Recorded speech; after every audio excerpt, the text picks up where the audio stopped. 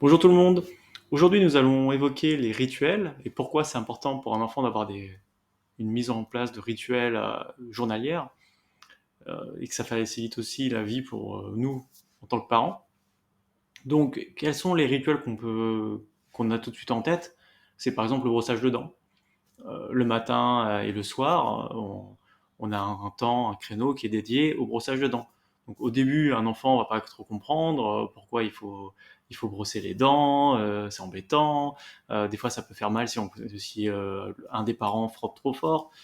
Euh, mais tout ça, couplé avec l'explication, petit à petit, on a un rituel qui se met en place et au bout d'un moment, se brosser les dents, par exemple, ça devient totalement automatique. Il n'y a plus besoin de se battre pour aller brosser les dents.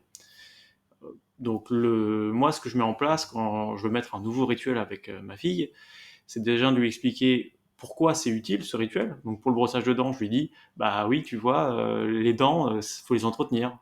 Si tu les brosses pas, il va y avoir des caries, elles vont être toutes noires, ça va te faire bobo. Il va aller voir le dentiste qui va devoir gratter ta dent et tout ça, ça va faire bobo. Donc pour ça qu'il faut brosser les dents.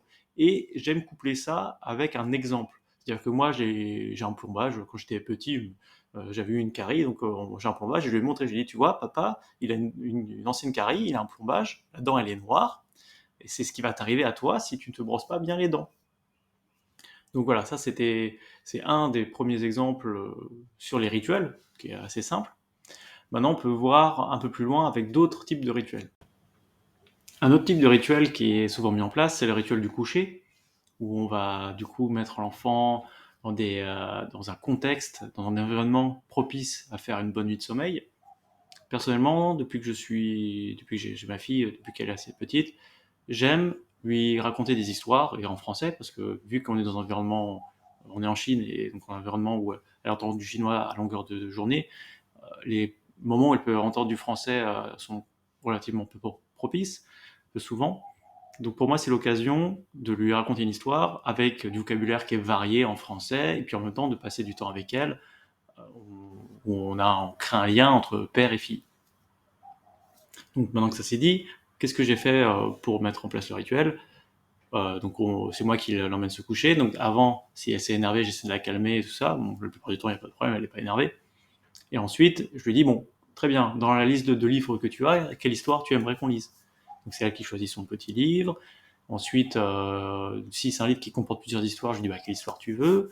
Des fois, il faut aussi créer un peu de complicité. Par exemple, si elle veut choisir une histoire, ça m'est arrivé des fois de lui cacher l'histoire qu'elle voulait tout le temps faire parce que ça faisait le 10e jour d'affilée qu'on faisait cette histoire-là. Et au bout d'un moment, je dis bon, je cache l'histoire en disant non, non, ça n'existe pas. Puis du coup, elle dit ah, si, si, ça existe, pousse ta main. Je dis oui, bon, d'accord, à la fin, c'est quand même faire plaisir à l'enfant. Bon, j'essaie de la pousser pour avoir la diversité.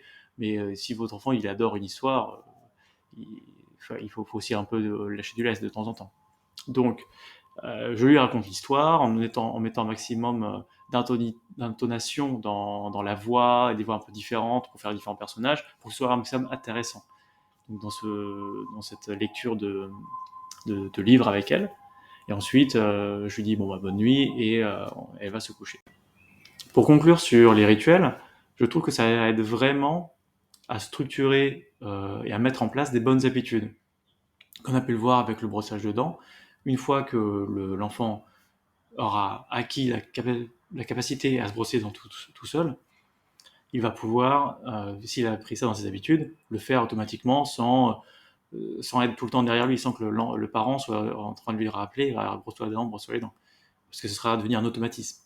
Pareil pour la lecture de livres, si on a mis un rituel de lecture de livres avant de lire, avant de dormir, dans ce cas-là, on peut imaginer que plus tard, l'enfant aura plus de facilité à lire avant d'aller se coucher, plutôt que faire d'autres choses, comme regarder le téléphone.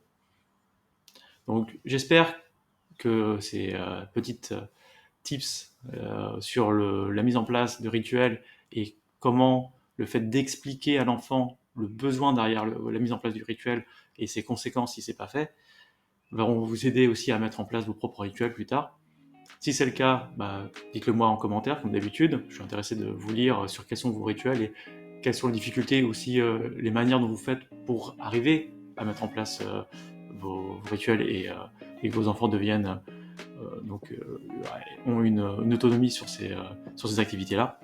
Et comme toujours, si vous avez aimé cette vidéo, merci de laisser un pouce en l'air, ça va me motiver à en faire plus. Donc je vous dis à la prochaine et prenez soin de vous.